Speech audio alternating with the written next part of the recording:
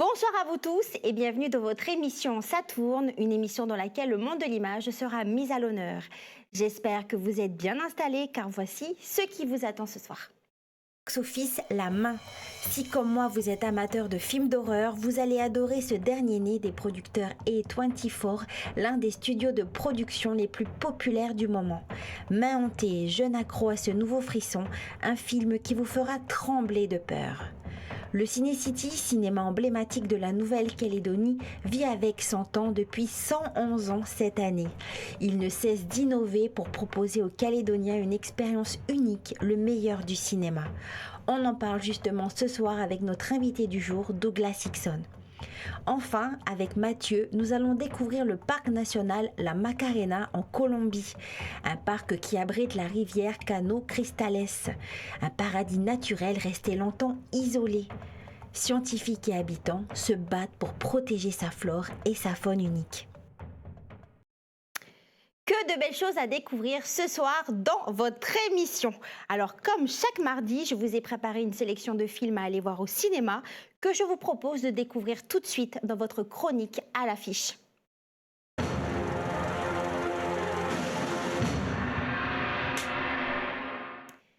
Et on commence avec le film La Main, une mystérieuse main qui permet de communiquer avec les esprits. Un groupe d'amis va le découvrir, va en abuser, ça fera le tour des réseaux sociaux et bien sûr les choses vont déraper. On regarde tout de suite la bande-annonce. Tu connais les règles? Dis, parle-moi. Parle-moi. Ah, il y fait quelque chose et c'est tout. 83 secondes, enlève-lui la main.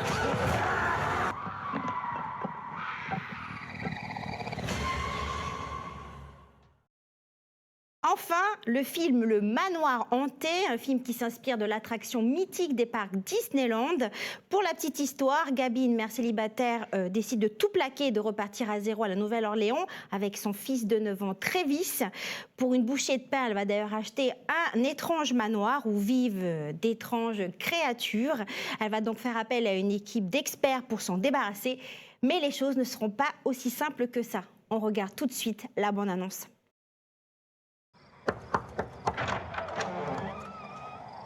Attendez! Je dois vous prévenir avant que vous n'entriez dans le manoir. Ça pourrait changer le cours de votre vie tout entière. J'ai pas peur de quelques fantômes. Vous dites ça maintenant?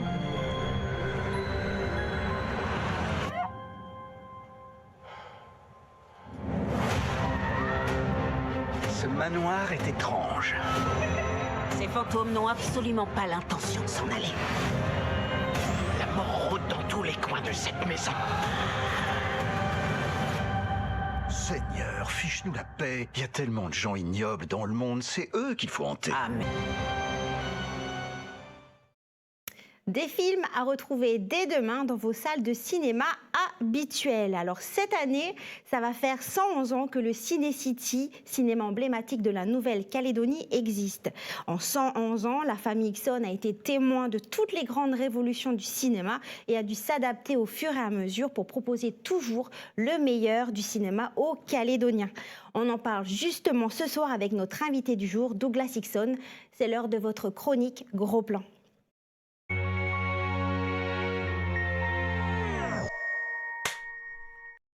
Douglas Hickson, bonsoir. Bonsoir. Merci à vous d'avoir accepté notre invitation. C'est avec grand plaisir que j'ai l'occasion de venir sur l'antenne de Calédonia. Alors, vous êtes l'un des directeurs donc, du Ciné-City. Oui, absolument, puisque j'ai 2 frères qui travaillent avec moi et mon père qui est âgé, mais qui passe tous les jours au bureau. Alors, pour proposer le meilleur du cinéma aux Calédoniens, le Ciné-City ne cesse d'innover, de se diversifier. Mais avant d'en parler, il était important de rappeler que ce cinéma a été créé en 1912. C'est une histoire de famille portée par votre arrière-grand-père et qui a été perpétuée donc, de génération en génération. D'ailleurs, on va voir une photo, on va voir sur la photo votre père et votre grand-père. Voilà, exactement. Ça, c'est devant le Hickson City qui était au pied de la cathédrale. Exact. Alors, ce cinéma fait partie intégrante du patrimoine calédonien. Qu'est-ce que ça vous fait d'en faire partie, d'être avec votre famille, je dirais, les pionniers du genre en Nouvelle-Calédonie? Alors, disons que je dis toujours, on n'a pas été les premiers à faire du cinéma en Calédonie. Il y avait plusieurs salles de cinéma qui existaient lorsque mon arrière-grand-père a ouvert en 1912. Mais disons qu'on s'y est donné beaucoup. D'abord mon arrière-grand-père, ensuite mon grand-père dans les années 30, qui a fait passer le cinéma que l'on voit à l'antenne du muet au parlant, l'année où mon père est né, en fait, en 1933. Et puis, donc voilà, donc on a eu envie de faire ça. Mon père s'y est donné aussi. Et finalement, il a eu de cesse que de nous inviter à le suivre. Et c'est ce qu'on a fait avec beaucoup de bonheur. Quelles ont été les grandes étapes du développement du grand cinéma calédonien qui s'appellera par la suite le cinéma Ixon? Alors voilà, les grandes étapes, c'est d'abord une salle vraiment toute simple, en terre battue, avec voilà, une armature bois que l'on voit, avec des tôles. Et c'est un cinéma, entre guillemets, populaire du bas de la ville, côté baie de la Moselle, et qui ensuite va, je dirais, se gentrifier. C'est un terme qu'on utilise aujourd'hui. On va y ajouter une salle de danse dans les années 30. On va ensuite, quand le parlant va venir, il va falloir réaménager l'intérieur de la salle pour le rendre, comment dire, pour améliorer l'acoustique. Et l'équipement que l'on voit là, c'est celui qui a été fait dans les années 60, parce que lorsque le Liberty, qui était situé juste à côté, a ouvert, eh bien, il y avait eu une rénovation complète par Monsieur Gentil de cette salle de la rue de la Somme, qui était dans un premier temps le grand cinéma calédonien et qui est devenu le cinéma Ixon, parce qu'en fait tout le monde l'appelait comme ça, et donc ça s'est imposé, ce nom s'est imposé. Alors vous baignez dans ce milieu depuis votre enfance, donc c'était une évidence, j'imagine, pour vous de travailler dans ce domaine. Alors oui, baigner dans l'enfance, c'est au sens premier du terme. C'est-à-dire que lorsque le cinéma Liberté a été fait, il y avait un appartement au 3e étage, là, que l'on aperçoit. Et donc, mes parents avaient une chambre et les 3 garçons avaient une chambre. Et donc, on était tous les 3 dans cette même chambre. Et on avait la chance d'avoir la vue à l'intérieur de l'appartement sur l'écran. Donc, on pouvait suivre le film, pas la journée, parce qu'il y avait de la lumière, mais le soir. Mais enfin, l'anecdote principale... C'est super, ça. Alors, le Ciné-City, aujourd'hui, ça représente... il y a plein d'autres cinémas, en fait, on va dire. Mais voilà, avec votre famille, vous avez quand même mis un point d'honneur à soutenir toujours ce domaine aux 4 coins de la Nouvelle-Calédonie. Alors... Oui, exactement. C'est-à-dire qu'en fait, on a essayé à la fois d'être présent de répondre à la demande. Juste après-guerre, ça a été sous forme de cinéma itinérant ou de petits points fixes. Il y en avait notamment, je pense, à Point-Bout, chez M. Bertoni, à Coné, chez M. Boliette. Enfin, bon, là, d'autres personnes dans le Nord, à Koumak. Et puis, ces cinémas-là ont eu du mal après l'arrivée de la télévision dans les années 60, de même que les grandes salles. Donc, le cinéma, par exemple, Liberty s'est retrouvé vide. Ça a été le cas de toutes les grandes salles, ce que j'appelle les temples du cinéma, qui ont été victimes d'une fréquentation en baisse quand tout le monde a été devant sa télé. Donc on a découpé ces salles et on en a fait des complexes pour en fait nous adapter à la demande. Et le Ciné-City était la dernière adaptation qui a été faite au début des années 2000, puisqu'en fait c'est le cinéma, c'est le modèle qui répond actuellement au marché, c'est-à-dire un complexe assez grand avec pas mal d'écrans, un confort vraiment renouvelé avec des gradins, des systèmes d'acoustique sophistiqués. Voilà, donc c'est vraiment le concept qui aujourd'hui a encore cours au niveau du cinéma. Donc du coup, par exemple sur Coné, il y a le Ciné Nian. Donc... Alors là, en Brousse, ce qui s'est passé ensuite, c'est que quand nous avons commencé à travailler, mes frères et moi, on avait eu une envie, je veux dire, on a été sollicité par les différentes collectivités, Bourail, La Foix et la province Nord s'était adressée à nous en disant voilà, on voudrait faire un cinéma, et ils avaient déjà fait beaucoup de choix, et donc finalement on a accompagné la création de ces salles, de ces 3 complexes, La Foix, Bourail et Coné. Bon, Coné c'est le plus important, il y a 2 écrans, et en fait on a alors Bourail et La Foix sont gérés par les communes, Bourail c'est nous, Coné c'est nous qui le gérons. Voilà, et on essaie de répondre à la demande des Calédoniens de Brousse, et je veux dire à la fois, bien sûr, avec ce qu'on appelle les blockbusters, mais aussi une programmation un petit peu diversifiée. Mais voilà, c'est toujours en partenariat avec ces collectivités que nous avons fait ce développement dans l'intérieur, et qui était en fait la remise en route de ces circuits qui avaient existé dans les années 50. Bien sûr. Alors 100 ans hein, quand même d'existence, ce n'est pas rien, vous devez être fiers. 111 ans, c'est très important parce que vous voyez, en fait, le slogan de Pathé, c'est depuis que le cinéma existe et ça fait qu'une dizaine d'années de plus par rapport à nous, ou un peu plus. Oui. Je crois que la première projection a eu lieu en 95. Les principales majors américaines sont un peu plus récentes, elles datent des années 30. Donc voilà, c'est vrai que c'est une longévité très grande. Je crois que c'est surtout, on a été très dédié à ce métier, on a eu envie de le faire, on a eu passion de le faire, de recevoir la clientèle, d'apporter de nouveaux films et aussi de transformer nos établissements au fur et à mesure. C'est toujours beaucoup d'investissement, c'est une prise de risque quand même difficile. Il y a des moments où on se demande si les choses vont passer. Ce fut le cas notamment dans les années 80 lorsque le cinéma connaissait vraiment des difficultés en métropole. Et puis bon, il est revenu. Là, l'arrivée des plateformes a vraiment semé le doute dans les esprits au niveau des exploitations de salles. Il y a beaucoup de pays quand même qui ont perdu beaucoup de salles. Mais je pense quand même que cette activité a un avenir. Alors c'est un avenir de niche, hein, mais il ne devrait pas disparaître parce que même si on a toutes ces images chez soi, eh bien on est très heureux d'aller dans une grande salle, de partager des émotions et Oui, de c'est sortir. notre ambiance en fait. Oui, c'est ça. Et en fait, l'idée, c'est de trouver des ambiances différentes pour donner envie, parce qu'évidemment, le public cinéma, il est extrêmement varié. On peut sortir quand on est enfant, adolescent, jeune adulte sans enfant, ensuite avec des enfants, et ainsi de suite. Donc, en fait, les préoccupations, les intérêts, les centres d'intérêt évoluent beaucoup dans la vie. Donc, en fait, il faut trouver les moyens de parler à nos spectateurs et à répondre à leurs envies. Ah oui, parce qu'effectivement, vous avez parlé, parce que bon, il y a eu les nouvelles technologies, il y a les films à la demande, donc l'arrivée des plateformes de streaming, il y a aussi la concurrence locale. Alors comment est-ce qu'on fait pour gérer tout ça et puis proposer toujours La réponse que l'on fait à cette situation, c'est d'essayer d'aller chercher des publics qui ne viennent plus ou viennent moins en salle. Alors c'est la réponse, c'est le drive-in. Le drive-in, on sait que historiquement, on a bien sûr les amoureux du drive-in, mais on a aussi tout un public familial, puisqu'en fait là on a une tarification très particulière à la voiture, et en fait vraiment on s'aperçoit parce que quand on a des enfants en bas âge, c'est difficile d'aller dans une salle de cinéma. Quand on n'a pas envie de s'habiller, on n'y va pas, parce que je parlais de sortir, oui, mais sortir c'est quand même quelques contraintes. Donc en fait c'est un public différent qui se rend au drive-in. Donc on a travaillé cet aspect-là avec des petits événements autour de la sortie de certains films, avec des vieilles voitures, voilà. Donc ça, on va poursuivre dans ce sens-là. Et puis au centre-ville, on a là aussi étendu la gomme. C'est-à-dire qu'en fait, à la fois en utilisant des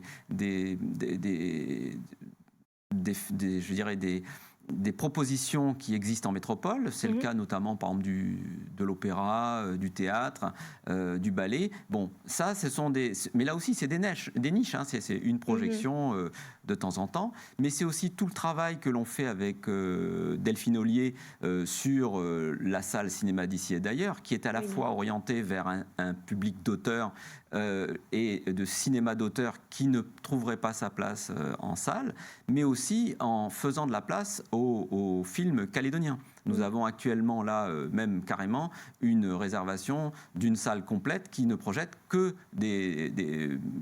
j'allais dire des moyens métrages. Enfin voilà, on en est entre les deux. On peut plus parler. Ce sont des courts métrages officiellement, mais qui sont quand même assez longs, pour proposer cette production. Et ça, c'est jusqu'au 8 août, hein, il me semble. Voilà, exactement. Et en fait, ça, c'est un mécanisme qui a été engagé avec le Festival de la Foi donc depuis plus de 20 ans, 25 ans aujourd'hui même, et donc en fait qui permet de donner une exposition au cinéma calédonien. C'est-à-dire qu'en fait, un peu comme un cinéma national, on va se voir comme les Italiens vont voir leur cinéma italien, les Espagnols leur cinéma espagnol, et les Français le cinéma français. Bon, bien nous, on a un cinéma calédonien qui est embryonnaire mais qui se développe, et donc c'est l'occasion de le montrer. Et justement, il y a aussi les salles, parce qu'il y a 3 salles, mais il y en a 2 qui ont déjà ouvertes, les salles VIP. Alors les salles VIP, ça c'est une tendance aussi assez générale. C'est une pratique qui est venue du monde anglo-saxon. Les Français étaient un peu réfractaires à ce type de salle, en se disant voilà, avoir des fauteuils différents dans un même cinéma. Et en fait, c'est en train, ça a bien traversé. Les Calédoniens, eux, en étaient friands quand ils allaient en Australie, Nouvelle-Zélande. Bon, on a déjà ouvert ce type d'établissement. On a un petit établissement de cette nature au Vanuatu, à Tahiti. Et donc, en fait, ça avait pris un petit peu de retard à Nouméa. Il faut dire que le Covid aussi a compliqué un peu la donne. Et là, ça permet aussi de faire une sortie un peu différente. C'est-à-dire qu'en fait, si on veut voir le film dans des conditions, je dirais, optimum, mais il faut dire aussi que les films deviennent de plus en plus longs. Ça, c'est une des caractéristiques. Le format normal, c'était 1h30, 1h40. Aujourd'hui, on est sur des films de 2h, 2h40 et même plus. Donc finalement, eh bien, on a envie d'un confort maximum pour pouvoir profiter de sa sortie. Donc, c'est une offre que l'on fait supplémentaire de manière à pouvoir donner envie, enfin déclencher l'envie de sortir chez soi pour aller en salle. Du coup, il y a 55 places. Hein. Voilà, c'est ça. Alors, ce sont des salles, effectivement, comme on est sur des fréquentations qui ont baissé, finalement, vous avez par exemple en métropole, le Gaumont-Parnasse, qui est au pied de la tour Montparnasse, vient justement d'être transformé de cette manière-là, parce qu'effectivement, il y a eu beaucoup d'écrans qui ont été créés partout, en fait, j'allais dire un peu trop, c'est en tous les cas mon point de vue, et résultat, les salles sont vides. Donc en fait, avec des taux de remplissage en métropole qui sont de l'ordre de 15%, et donc finalement, je veux dire, ça ne sert à rien d'avoir beaucoup de fauteuils pour des spectateurs qui sont absents. Donc il vaut mieux avoir un peu moins de fauteuils et offrir quelque chose de différent. Alors là, on est sur un mixte, c'est-à-dire qu'en fait, on a quand même des salles, je dirais, classiques, et ces salles classiques permettent d'avoir un prix qui est moindre, et puis suivant l'âge, suivant le moment, on n'a pas la même attention. Je veux dire, on va un jour manger un peu simplement, puis l'autre jour on va manger, je dirais, de manière plus sophistiquée. Voilà, le cinéma c'est pareil. Il y a vraiment pour tous les goûts. Ce sont des plaisirs. Voilà, il y en a pour tous les goûts. C'est ça l'idée. Alors pour vous diversifier, vous multipliez également les événements. Alors justement, là, j'ai cru comprendre que le 5 août, il allait se passer quelque chose au Ciné City. Alors, vous me parlez de la nuit de l'horreur, là. Oui, voilà, exactement. Alors, j'adore les films d'horreur en plus. Voilà. Alors, on avait fait déjà avec le Sci-Fi Club la nuit du fantastique. Bon, et puis ça faisait un moment qu'on avait envie quand même de faire quelque chose d'un peu différent qui parle aux ados. Alors j'ai dit toujours en souriant que les films d'horreur c'est vraiment, en ce qui me concerne personnellement, c'est les goûts, c'est chacun aime ça, mais sûr. Le film d'horreur, les films dits de genre, ont leur public ado, et c'est une espèce de rite de passage. On a envie comme ça de passer une nuit avec les amis, et ça a toujours eu, du succès. Donc on espère de positionner cet événement pour les adolescents qui ont envie de se faire peur. Voilà. Donc en fait, c'est vrai que c'est un genre qui fonctionne. Il y a des films qui sont réputés de très bonne qualité. Bon, comme je vous dis, moi, je suis pas, ce n'est pas dans mon rayon, mais comme je dis toujours, quand on fait du cinéma, on le fait pas pour soi. Il faut être très ouvert, il y a beaucoup de goût, et il faut s'adapter, il faut pouvoir proposer ce que les uns et les autres affectionnent. Donc du coup, c'est le samedi 5 août de 20h30 à 8h40. Exactement, on passe la nuit. C'est vraiment un marathon. Absolument. On vient sur place, on va s'occuper de la restauration, il n'y a pas de souci, il suffit de venir, de se poser dans son fauteuil, et le snack, la confiserie sera ouvert suffisamment, et chacun pourra se restaurer comme il se doit dans ces cas-là. Dernière question, Douglas, quel est le prochain chapitre des Cinéma Ixon ? Alors, le prochain chapitre, il reste à écrire. C'est-à-dire qu'en fait, le cinéma, c'est comme ça. C'est-à-dire que nous sommes confrontés à des changements. Aujourd'hui, c'est vrai que le cinéma dans le monde se modifie. On cherche des pistes. Il y a beaucoup de portes qui ont été ouvertes. Il y en a certaines qui se referment, comme c'est souvent le cas.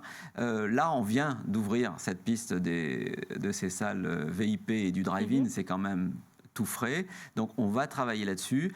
On travaille aussi beaucoup, comme vous avez dit, sur l'événementiel, parce que voilà, on sent bien qu'il faut que ce soit la fête de sortir, donc des décorations, des animations, enfin voilà, qu'on ait envie de vivre autre chose, de quitter chez soi, de quitter, j'allais dire, les difficultés ou les contraintes, et puis passer la porte et de rentrer dans un autre monde où on est un peu libéré de pas mal de choses. Merci Douglas, à vous d'avoir été avec nous. Merci beaucoup de votre invitation et puis j'espère qu'on aura l'occasion de parler de cinéma encore une autre fois. En tous les cas, on est très heureux de pouvoir continuer de faire ce métier le mieux possible. Et bonne continuation à toute l'équipe du CineCity pour la programmation à venir. Et à l'équipe du Ciné Nian, parce qu'il C'est faut vrai. aussi, et à l'équipe du Ciné Nian. Voilà, merci beaucoup. Merci à vous.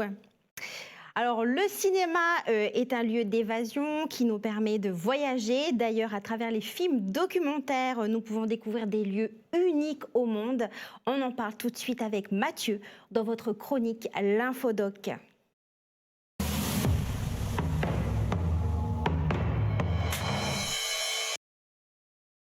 Bonsoir Mathieu, Bonsoir Stéphanie et bonsoir chers téléspectateurs. comment vas-tu? Ben écoute, ça va toujours bien. Alors, de quoi vas-tu nous parler aujourd'hui? Alors aujourd'hui, je vais vous parler d'un film documentaire pour ne pas changer qui s'appelle Les Caños Cristales ou la rivière arc-en-ciel. Wow. C'est un 52 minutes de la série Merveilles de la nature d'Arte sortie en 2021 du réalisateur Eric Helena, qui est auteur-réalisateur de documentaires depuis près de 20 ans dans divers domaines comme la culture, la science, l'environnement et l'histoire. Alors ce documentaire est donc consacré à un site naturel, qui plus est à une rivière. Nichée au beau milieu d'un cadre naturel exceptionnel, la rivière Arc-en-Ciel est considérée comme l'une des plus belles rivières au monde pour une simple raison, Stéphanie, c'est qu'elle est multicolore. Tenez-vous, Wow. elle est multicolore. Alors chaque année, elle se teinte de 5 couleurs en raison d'un phénomène naturel. Ce joyau naturel colombien qui se situe dans le parc national de la Serena de la Macarena Oh, est resté... Macarena! Macarena est resté longtemps inaccessible. Je vous propose qu'on regarde un extrait et on réagit après. Voilà, alors occupée par les FARC, la rivière Arc-en-Ciel a été totalement inaccessible pendant un conflit armé qui a duré plus de 60 ans. Rendez-vous compte Stéphanie, plus de 60 ans.